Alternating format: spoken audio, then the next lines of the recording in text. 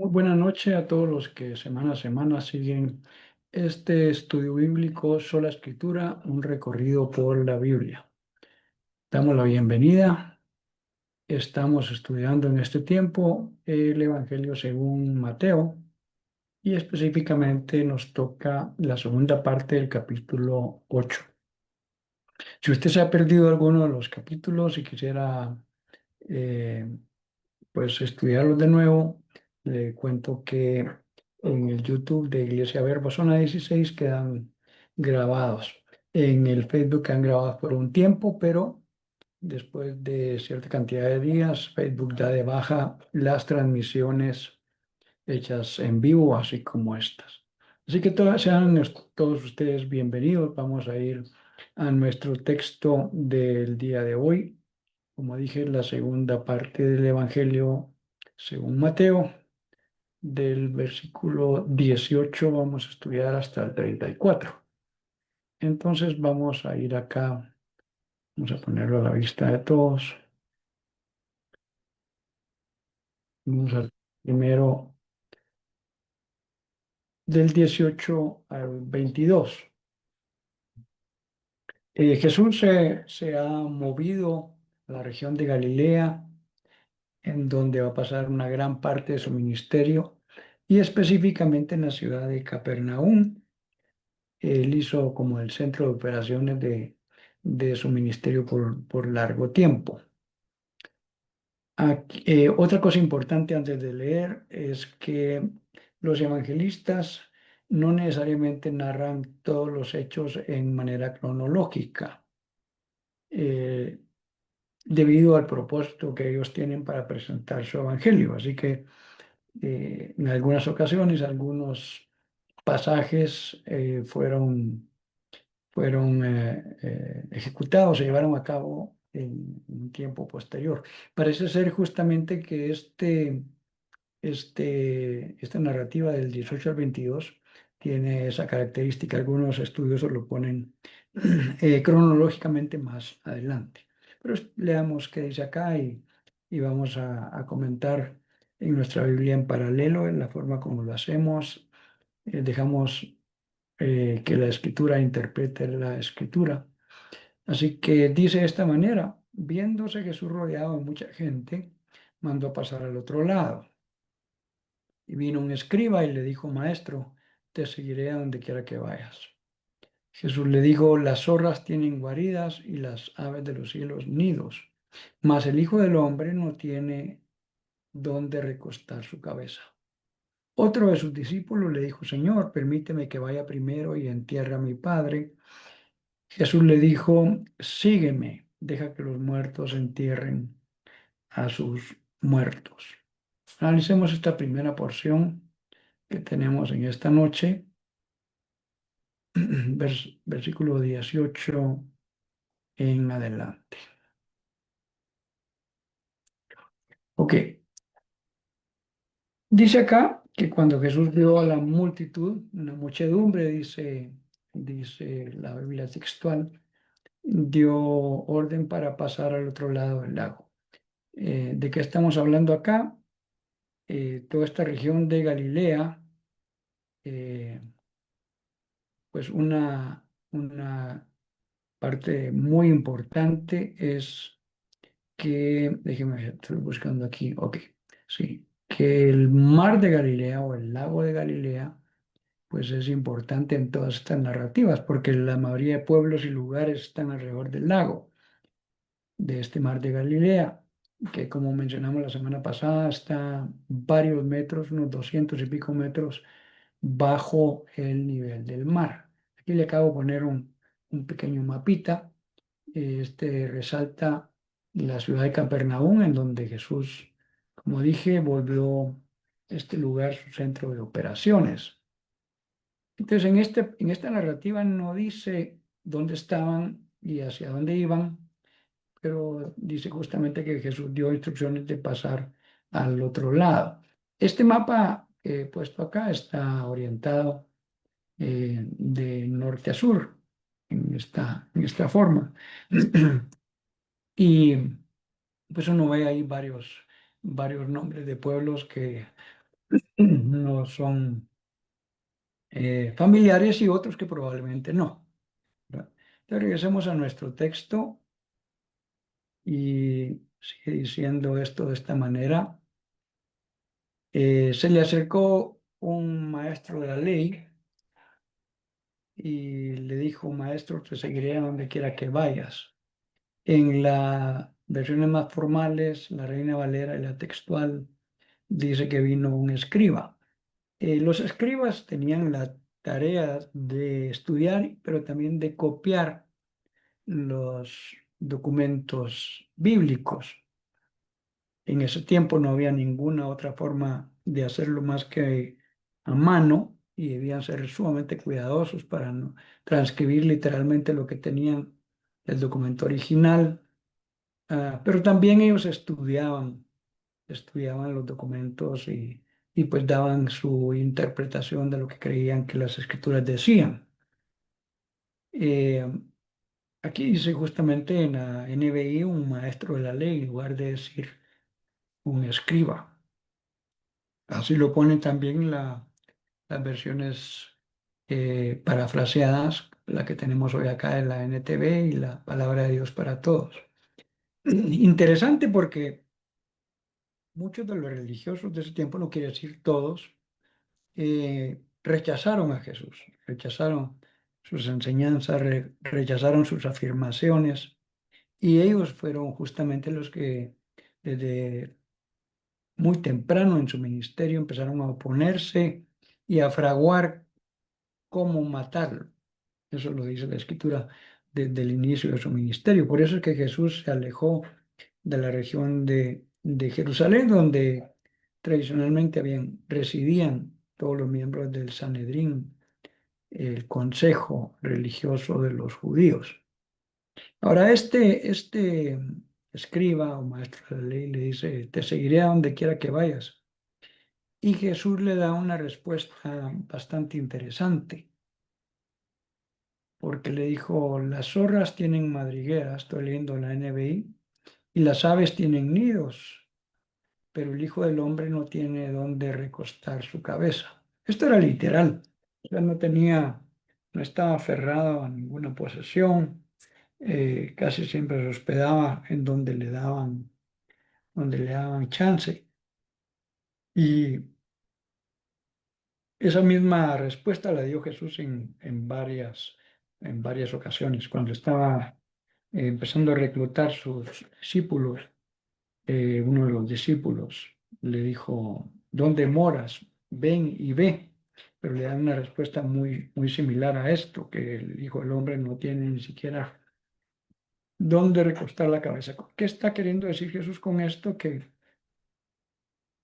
aquellos que le quieran seguir van a tener que eh, pasar por una situación de limitaciones porque no es una vida de prosperidad financiera y de posesiones la que Jesús ofrece. Eso no es lo que primordialmente Jesús está diciendo acá, sino síganme, yo les voy a hacer pescadores de hombres. Los que quieran ser mis discípulos van a tener que negarse a sí mismos, tomar su cruz y seguirle. Es una vida sacrificial, la vida de seguir a Jesús. Luego se nos narra que otro discípulo le dijo, permíteme ir a enterrar a mi padre primero, que vaya primero y entierre a mi padre. Y Jesús le dice, deja que los muertos entierren a sus muertos. Ahora, este pasaje debe ser entendido en su contexto correcto. Ah, aquí no dice necesariamente que el papá de este discípulo falleció, si no, probablemente el discípulo lo hubiera puesto de esta manera. Acaba de morir mi padre, deja que vaya a enterrarlo. Eso no quiere decir que Jesús sea insensible a estas cosas, pero en varios documentos que leí, algunos estudios que hacen otros sobre estos pasajes, que estudian el contexto y varias cosas, parece ser que esta expresión en el contexto de la cultura no voy a decir en general oriental, pero la cultura judía y los alrededores, incluso algunos pueblos musulmanes también la tienen. Parece ser que la expresión tenía que ver más bien con una excusa de no ir en el momento que alguien lo está llamando, sino que deja que vaya y cuide de mi padre y cuando él muera, entonces voy a ir. Esa expresión de déjame ir a enterrar a mi padre no necesariamente significa que él acaba de morir, sino que bajo el tema de que debemos honrar padre y madre y los hijos deben honrar a sus papás cuidándolos y sosteniéndolos, pareciera que el énfasis en esta dos versículos es, se lo voy a poner de otra manera. Que Jesús te llame y tú estás estudiando una carrera universitaria y le digas a Jesús, bueno, solo déjame terminar primero mi carrera y después te sigo. Eso es básicamente la idea. Déjame que primero sirva a mis padres hasta que mueran y entonces te seguiré. El llamado de Dios para nosotros y particularmente cuando Dios da un llamado muy específico en un tiempo y un lugar muy específico, requiere de una respuesta también inmediata y muy específica. Alguien dijo que la obediencia solo es obediencia si se ofrece en el momento en que se necesita. Entonces, eh, esta es una reflexión, este llamado de atención a obedecer y seguir al Señor en el momento que Él nos haga la convocatoria. Ya nos la ha hecho de seguirle, pero cuando sean en cosas muy puntuales, responder en el momento que Jesús está queriendo que nosotros respondamos. Parece ser que esta expresión entonces no era que el papá de este discípulo acaba de fallecer, sino más bien parece ser como una excusa para decirle, ahorita no puedo, estoy ocupado cuidando a mis padres. En otra oportunidad, incluso Jesús dijo que aquel que no renunciaba a, a amar más a sus padres que amar a Dios, no podía ser su discípulo. No quiere decir que Jesús está diciendo que no cuidemos de nuestros padres, pero cuando se trata de cuestiones de prioridades, la Biblia sí es muy clara en ese sentido. Muy bien, vamos a regresar a nuestro texto porque ahora vamos a leer este pasaje del 23 al 27. Vale la pena comentar antes de que leamos. Aquí esta Biblia digital menciona que hay otros pasajes paralelos, quiere decir que otros evangelistas también lo mencionan y en algunos casos añaden otros aspectos, otras detalles que enriquecen el pasaje y nos dan mayor claridad. Eh, Vale la pena también mencionar que en estos milagros que Jesús está haciendo, que empezaron en la parte alta del capítulo 8, recuerde que el capítulo 5, 6 y 7 es todo lo que se conoce como el sermón del monte o el sermón de las bienaventuranzas. Y luego Mateo empieza a mencionar una serie de milagros que hizo Jesús con cierta intencionalidad, para que veamos que no hay ninguna enfermedad incurable que Jesús no pueda sanar. En el caso del leproso, Jesús sana a la suegra de Pedro. Y ahorita vamos a ver otros que tienen que ver con el poder sobrenatural y la autoridad que Jesús tiene sobre los fenómenos climáticos y este tipo de cosas. Entonces, eh, lo he dejado intencionalmente antes de empezar a leer porque aquí dice que Marcos 4 del 35 al 41 narra esto también y Lucas en su forma también lo narra en Lucas 8 del 22 al 25. También vale la pena mencionar que es Marcos el que da mayor cantidad de detalle en sus narrativas. Mateo va al grano en este caso, solo usa 4 versículos eh, y no da mucho detalle en la narrativa. Así que vamos a ir a comentar algunas cosas que Marcos dice respecto de este pasaje. También dice, y entrando él en la barca y sus discípulos le siguieron. Y aquí se levantó en el mar una tempestad tan grande que las olas cubrían la barca. Pero él dormía y vinieron sus discípulos y le despertaron diciendo, Señor, sálvanos que perecemos. Y él les dijo, ¿por qué teméis, hombres de poca fe? Levantándose, reprendió a los vientos y el mar y se hizo una grande bonanza. Y los hombres se maravillaron diciendo, ¿quién es este que aún los vientos y el mar lo obedecen? Vamos a ir ahí a Marcos 35 al 41. 4:35 al 41 para leer un par de detalles que nos van a enriquecer aquí con esta narrativa. Vamos rápidamente a esto. Aquel día cuando llegó la noche les dijo pasemos al otro lado. Yo en un ratito le voy a poner de nuevo el mapa para saber dónde estaban. Aquí sí se sabe dónde estaban en Capernaum y él les dijo que pasaran al otro lado del lago. Ya vamos a ver. Despidiendo a la multitud, le tomaron como estaba en la barca y habían también con él otras barcas. Es un detalle, ¿ve? Que nos da Mateo, que Jesús iba en una barca y entonces el resto de los discípulos se fueron en varias otras porque no eran de gran tamaño. Pero se levantó una gran tempestad de viento y echaba las olas en la barca de tal manera que ya se anegaba, se estaba llenando de agua. Y él estaba en la popa, en la parte de atrás, durmiendo en un cabezal. Y le despertaron y le dijeron, Maestro, ¿no tienes cuidado que perecemos? Esto no lo narra Mateo, y es un punto importante. Y levantándose reprendió al viento y dijo, Calla, enmudece. Y cesó el viento y se hizo una grande bonanza. Y les dijo, ¿por qué estáis así amedrentados? ¿Cómo? ¿No tenéis fe? Entonces temieron con gran temor y se decían el uno al otro, ¿quién es este que aún el viento y el mar le obedecen? Regresemos a nuestro pasaje de Mateo y lo vamos a leer de manera comparada en algunas versiones. Sí, acá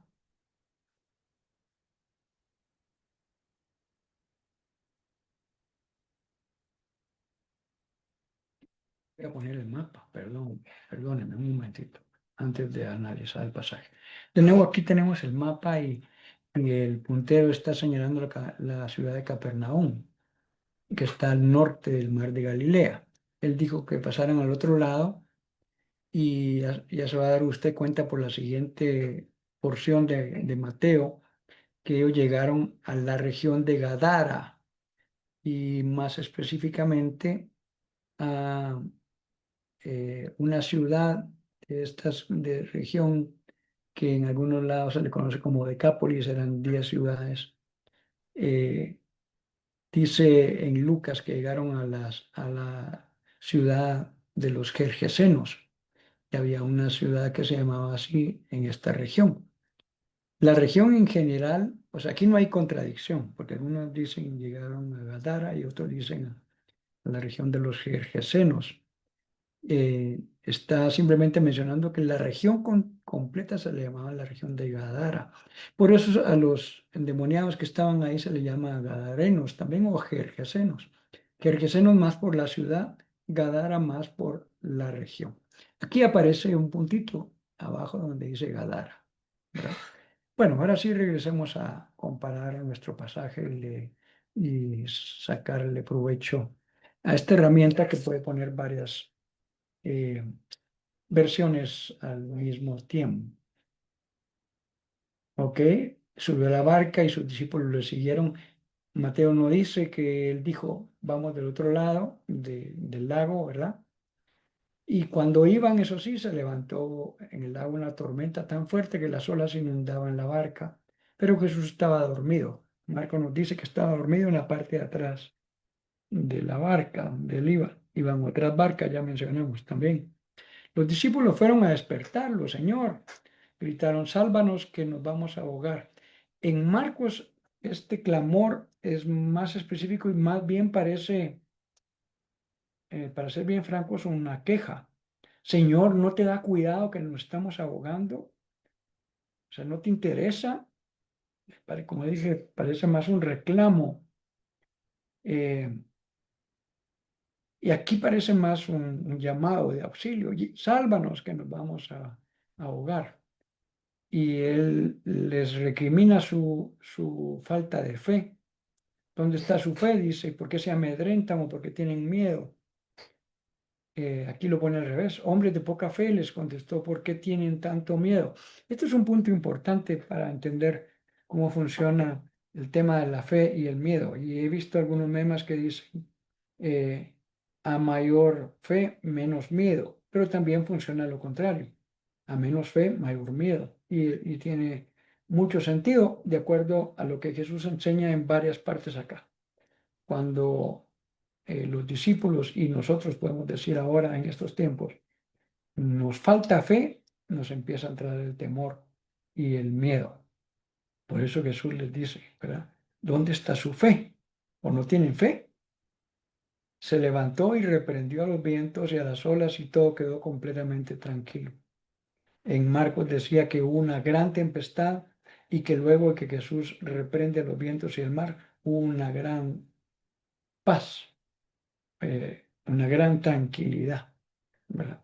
Él lo menciona como en términos de la cantidad. La palabra griega que usan ahí es mega, ¿verdad? Y nosotros, o sea, hubo una mega tormenta con mega olas y después vino una mega tranquilidad para remarcar justamente eh, la, la cualidad de este milagro. No era unas olas que se estaban levantando, no era una simple tormenta, era una tormenta muy grande. Por cierto, los historiadores dicen que debido a que el mar de Galilea está, como dije, más de 200 metros bajo el nivel del mar, eh, es común que se levanten estas tormentas. El viento forma ahí, eh, eh, da lugar a esto, ¿verdad? El viento que se mueve. Y o sea, no fue algo ocasional. Los pescadores saben de que en cualquier momento se pueden desatar tormentas como esta.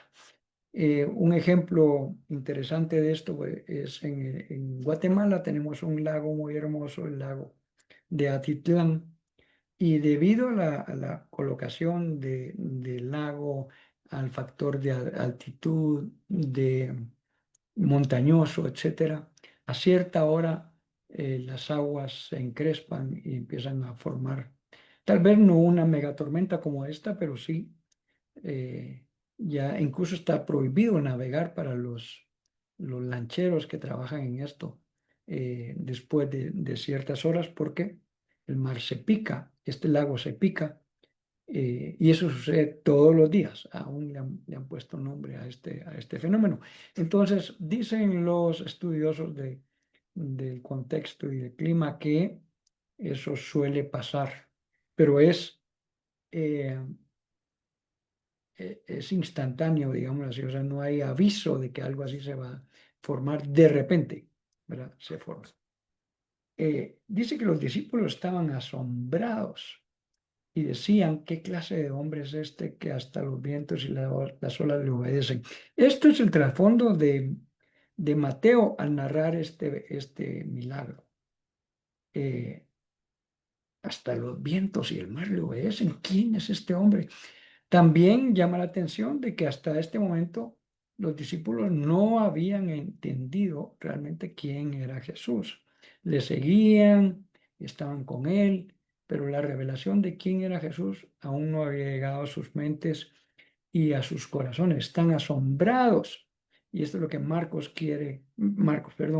quiere remarcar acá. Jesús tiene autoridad sobre los fenómenos naturales. Las olas y el mar embravecidos le obedecen.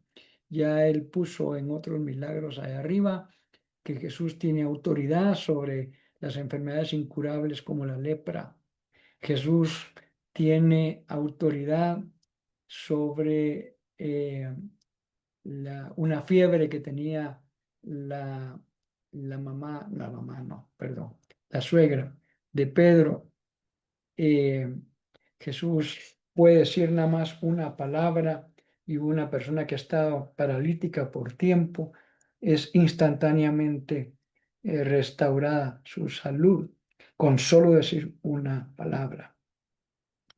Ok, este fenómeno que acabamos de leer sucede inmediatamente porque ellos recuerdan que Jesús les dijo, vamos al otro lado del lago, iban a la región de Gadara y algunos piensan, yo personalmente todavía tengo mis reservas de una afirmación como esta, que aquí se dio en este lago un momento de batalla espiritual. Algunos piensan que fueron huestes espirituales las que provocaron esta tormenta debido a que Jesús iba a pasar al otro lado, donde ahí sí territorialmente se nota que hay una influencia demoníaca, no solo en los demoniados gadarenos, sino en la región y también la gente estaba siendo influenciada por este asunto. Ahorita vamos a ver por qué. Pero, como dije, algunos estudiosos han querido ver que fueron huestes espirituales las que provocaron esta tormenta. Como le digo, yo tengo todavía mis reservas. Lo comento acá porque es algo que se estudia y todo, pero no puedo decir en este momento que yo creo que la tormenta fue provocada por ámbitos espirituales. Si no, tendríamos que abrirnos a decir, entonces las huestes de maldad pueden provocar temblores, huracanes y no sé qué otras cosas. Ah, yo tengo mis reservas todavía, ¿verdad? No estoy convencido de ese tema, pero lo menciono justamente porque tratamos en este estudio que sea la misma Biblia la que interprete a la Biblia. Muy bien, vamos a continuar con la última porción y aquí esto nos va a tomar el resto de tiempo que tenemos hoy para el estudio. Recuerde que nuestro estudio básicamente dura una hora y por eso es que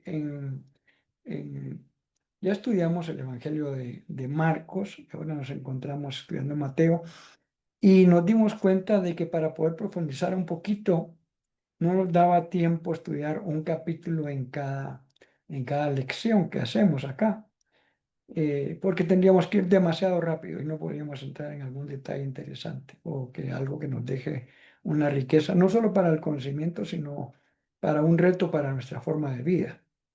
Por eso es que estamos estudiando medios capítulos en cada lección, o sea, nos tardamos una hora en hacerlo, es el tiempo que tenemos planteado para nuestro estudio. Muy bien, vamos a leer ahora del 28 al 34. Tiene un título, recuerde que los títulos no existen en el documento original, los títulos, capítulos y versículos fueron añadidos siglos después para que fuera un poco más fácil encontrar los textos y hacer algunas referencias eh, puntuales. Por eso es de gran ayuda esta división en capítulos y versículos. Dice, cuando llegó a la otra orilla, recuerde que Jesús había dicho, vamos al otro lado, aquí está diciendo que llegaron a la tierra de los Gadarenos, vinieron a su encuentro dos endemoniados que salían de los sepulcros, feroces en gran manera, tanto que nadie podía pasar por aquel camino. Y clamaron diciendo, ¿qué tienes con nosotros, Jesús, Hijo de Dios? ¿Has venido acá para atormentarnos antes de tiempo? Estaba paciendo lejos de ellos un hato de muchos cerdos. Y los demonios le rogaron diciendo, si nos echas fuera, permítenos ir a aquel hato de cerdos. Él les dijo, id. Y ellos salieron y se fueron a aquel hato de cerdos. Y aquí todo el hato de cerdos se precipitó en el mar, un despeñadero, y perecieron en las aguas. Y los que los apacentaban, huyeron y vinieron y viniendo a la ciudad contaron todas las cosas y lo que había pasado con los endemoniados. Y toda la ciudad salió en encuentro de Jesús y cuando lo vieron le rogaron que se fuera de sus contornos. Antes de entrar en nuestra Biblia en varias versiones, creo que vamos a ir a la narrativa que hace Marcos de esto Y la vamos a leer acá también, Marcos 5, del 1 al 20. ¿Por qué Marcos en este pasaje, estos dos pasajes, añade algunos detalles que creo que son importantes? Vinieron al otro lado del mar, a la región de los Gadarenos, y cuando salió él en su barca, enseguida vino a su encuentro de los sepulcros un hombre con un espíritu inmundo. Llama la atención que Marcos y Lucas dice que era solamente uno, no, perdón, Marcos dice que era uno y Mateo y Lucas, así es, nos dicen que eran dos. No hay contradicción tampoco acá, ya la vamos a comentar, pero llama la atención este cambio aquí de uno a dos. Que tenía su morada en los sepulcros y nadie podía atarle ni aun con cadenas, porque muchas veces lo habían atado con grillos y cadenas. Mira, hay mayor detalle aquí en Marcos, mas las cadenas habían sido hechas pedazos por él y desmenuzados los grillos y nadie le podía dominar. Y siempre de día y noche andaba dando voces en los montes y sepulcros e hiriéndose con piedras. Cuando vio pues a Jesús de lejos, corrió, y este es un detalle importante, se arrodilló ante él. Clamando a gran voz, dijo: ¿Qué tienes conmigo, hijo Jesús, hijo del Altísimo? Te conjuro por Dios que no me atormentes, porque le decía: sal de este hombre, espíritu inmundo. Marcos dice que sí, Jesús le decía que saliera. Por eso es que eh, en Mateo dice: si nos pides que salgas, déjanos ir a los cerdos. Y aquí Marcos dice que sí, Jesús efectivamente le estaba diciendo que se fueran. Y un detalle más que da Marcos que Mateo no da. Él le preguntó: ¿cómo te llamas? Y respondiendo, dijo: Legión me llamo porque somos muchos. Se refería a un término militar, a un grupo de personas que eran miles. Y estaba ahí cerca del monte un gran hato de cerdos paciendo. Y le rogaron todos los demonios diciendo: envíanos a los cerdos para que entremos en ellos. Y luego Jesús les dio permiso y saliendo aquellos espíritus entraron en los cerdos. Antes de seguir leyendo, solo voy a regresar al versículo 10. Le rogaban mucho diciendo que no los enviase fuera de aquella región. Por eso estaba diciendo que aquí se hay un punto de dominio territorial de este grupo grande de demonios. Y Jesús les dio permiso y saliendo de los espíritus, estoy leyendo del 13 de nuevo, entraron en los cerdos, los cuales eran como 2000, y el hato se precipitó en el mar por un despeñadero y en el mar se ahogaron. Versículo 14. Y los que apacentaban los cerdos huyeron y dieron aviso a la ciudad y en los campos y salieron a ver qué era aquello que había sucedido. Vienen a Jesús y ven al que está atormentado el demonio que había tenido la legión, sentado, vestido en su juicio cabal, y tuvieron miedo. Y les contaron todo lo que habían visto, cómo le habían acontecido al que tenía aquel demonio y lo de los cerdos, y comenzaron a rogarle que se fuera de sus contornos por el miedo que tenían y por la influencia de este grupo de demonios que querían permanecer acá, pues básicamente lograron una parte de su objetivo, que Jesús se fuera de esos contornos. Mas Jesús no se... bueno, y al entrar en la barca, el que había estado endemoniado le rogaba que le dejase estar con él. Esto no lo narra Mateo. Mas Jesús no se lo permitió. Y me dijera, ¿por qué? Le dijo: vete a tu casa y a los tuyos y cuéntales cuán grandes cosas el Señor ha hecho contigo y cómo ha tenido misericordia de ti. Y se fue y comenzó a publicar en Decápolis cuán grandes cosas había hecho Jesús con él, y todos se maravillaban. Este es un punto bien interesante porque los historiadores después dicen de que hubo muchas gentes que se convirtieron en la región de Decápolis y Jesús no volvió a visitar esta región. Entonces, ¿de dónde toda esta gente supo de las buenas nuevas de Jesucristo? De un hombre que no se le permite ir con Jesús, sino quedarse en su región y dar testimonio de lo que Dios había hecho con él. Muy bien, vamos ahora sí a Mateo, que como vimos, Mateo es más eh, parco en su narrativa, más corto, más al grano, porque él tiene algunos otros propósitos de los a las narrativas. En algunos necesita ir rápido y solo mostrar un punto del poder que tiene el Mesías. Mateo está eh, proponiéndose desde el principio que la gente entienda que Jesús es el Cristo, o sea, el Mesías, y que es el Hijo de Dios. Así que cada uno de los milagros que Mateo va a narrar tiene el propósito de mostrar y demostrar que Jesús es el Mesías, el Hijo de Dios. Bueno, lo vamos a poner aquí en nuestra versión en paralelo.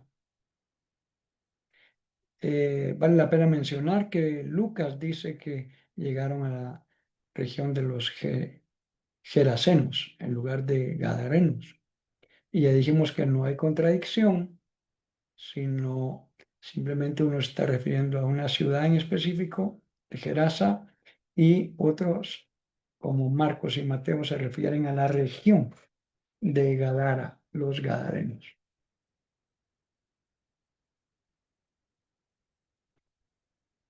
Vamos entonces aquí, ahora la versión NBI. Cuando Jesús llegó al otro lado, a la región de Gadara, ¿verdad? La región de los Gadarenos, dice acá, dos endemoniados le salieron al encuentro de entre los sepulcros. ¿Por qué Lucas y Mateo dice que eran dos y Marcos dice que era solo uno? Muchos de los estudiosos creen que el uno tomó mayor relevancia en la narrativa y también enfatiza justamente que el hombre estaba cuerdo, inicialmente estaba desnudo y ahora ya estaba vestido, etcétera. Eh, en realidad eran dos, Marcos solo se enfoca en uno de ellos, ¿verdad? Dos endemoniados le salieron al encuentro de entre los sepulcros. Interesante que vivían ahí y dice que atormentaban a estos hombres de tal manera que los golpeaban con las rocas y todo esto. Estaban prácticamente desnudos. Nadie los podía retener porque tenían una gran cantidad de fuerza. Eso es algo que es bastante común en casos de posesión demoníaca, que puedan hablar a través de la persona, el que manifieste una fuerza y un poder más allá del poder humano. eh, y esto era evidente lo que estaba pasando acá. Hay mucha gente que modernamente dice, no, esto es lo que tenían, era probablemente un caso de epilepsia.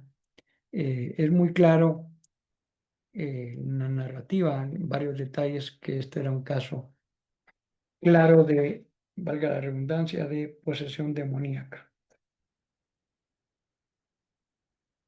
Interesante el siguiente punto, el 29. De pronto le gritaron, ¿por qué te entrometes, hijo de Dios? ¿Has venido aquí a atormentarnos antes del tiempo señalado? Vimos en Marcos que ellos se refieren a su nombre propio, le dicen, ¿por qué has venido antes Jesús? ¿Cómo supieron ellos el nombre de Jesús? Eh,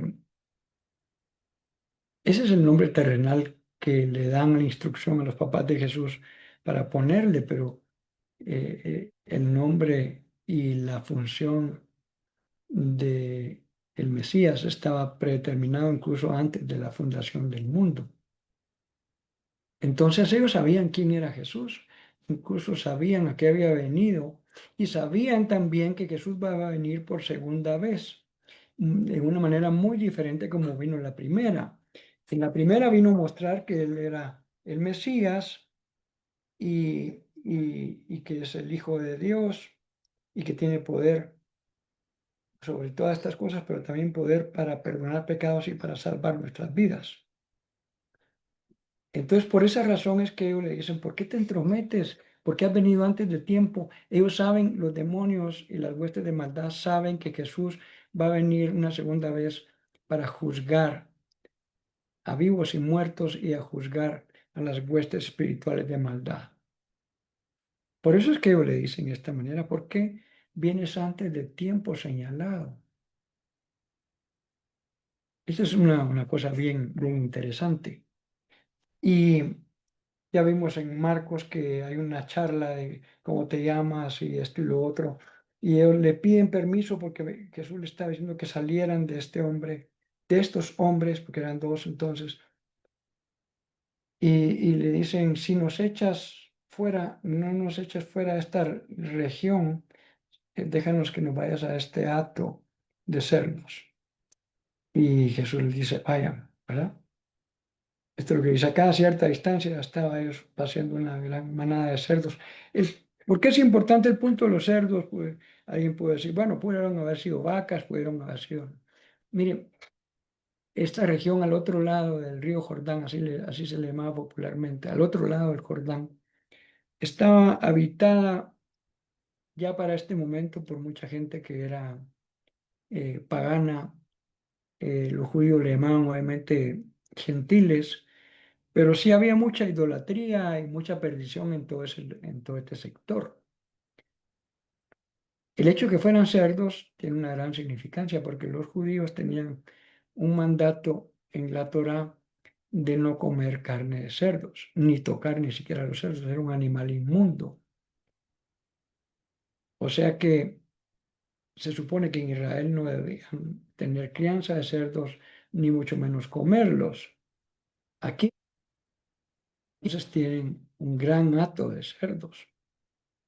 Para cualquier judío eso era repugnante, que para Jesús no, al igual que con la lepra, que el solo hecho de tener la lepra o tocar algo o a alguien que la tuviera, ya hacía que ceremonialmente los judíos fueran declarados inmundos o impuros y tenían que pasar por un proceso y cierta cantidad de días, si era que solo habían tocado alguna pertenencia de un leproso.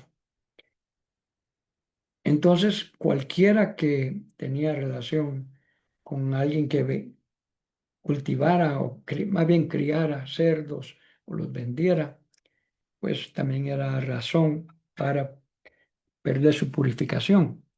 Jesús, como el creador de todo, no le preocupa esto y entonces se acerca aquí con estos endemoniados. Dice la escritura que él les dijo, vayan cuando ellos le pidieron permiso para ir a los cerdos. Así que salieron de los hombres y entraron en los cerdos. Y toda la manada se precipitó al lago por el despeñadero y murió en el agua. Aquí hay un punto interesante también en el tema de estos, en teología, los diferentes estudios de las cosas de Dios adoptan nombres. Y pues hay una ciencia, la demonología, que estudia todo esto, ¿verdad? Eh, y aquí un punto del cual se puede sacar una deducción, no general, pero sí nos deja esto ver, es que entonces los demonios sí pueden poseer no solo a los humanos, sino también a otros animales. Eh, Porque aquí pasó, ¿verdad? Los demonios entraron en los cerdos y obviamente los cerdos se descompusieron y se fueron al despeñadero. Eso nos dejaría una buena pregunta. ¿Pueden los demonios también poseer otros animales? Yo personalmente creo que sí. Y he sabido de historias en las cuales algunos animales han perdido por completo el control, animales que incluso en otra ocasión habían sido bastante mansos y uno se pondría a pensar, se vuelven violentos, por ejemplo, ¿verdad? Y atacan a los humanos, etcétera. Uno podría pensar, ¿no será esto efecto de un tema de huestes espirituales de maldad? Solo quiero dejar hasta acá. No estoy afirmando esto como una absoluto y que siempre pasa de esa manera, pero aquí tenemos un ejemplo muy claro en el cual hubo posesión demoníaca a un grupo de animales. Ahora, lo que pasa después de esto es interesante. Aquí no está hablando de los dueños, sino había un grupo de personas que estaban cuidando a los cerdos y salieron corriendo al pueblo y contaron lo que acababa de pasar. Ahí en Marcos leímos que encontraron al hombre que había estado endemoniado. Aquí en Marcos y Lucas nos dice que eran dos, ¿verdad? Pero lo encontraron en su sano juicio, dice, y vestido y todo bien. En lugar de maravillarse y glorificar a Dios, decidieron tomar el camino contrario, pedirle a Jesús que se fuera de sus alrededores. Eso es lo que dice también el versículo 34. Algunos interpretan entonces acá que estos espíritus, lo que se conoce como espíritus territoriales, tenían influencia sobre la gente y sobre los animales también ahora acá, eh, de manera tal que ellos prefirieron, en lugar de glorificar a Dios por el hombre o los hombres que habían sido liberados, prefieren pedirle que Jesús se vaya. Y llama la atención también la respuesta de Jesús a este tema. Se va. Quiere decir que si vemos retrospectivamente, Jesús les dice, vamos al otro lado, están yendo a la región de Gadara. ¿Usted cree que Jesús no sabía que todo esto iba a pasar? Sí, que iba a ser en un sentido rechazado. Le pidieron que por favor se fuera de la región, ya no volvió a regresar, no hay otra narrativa que regresar a la región de Gadara. Y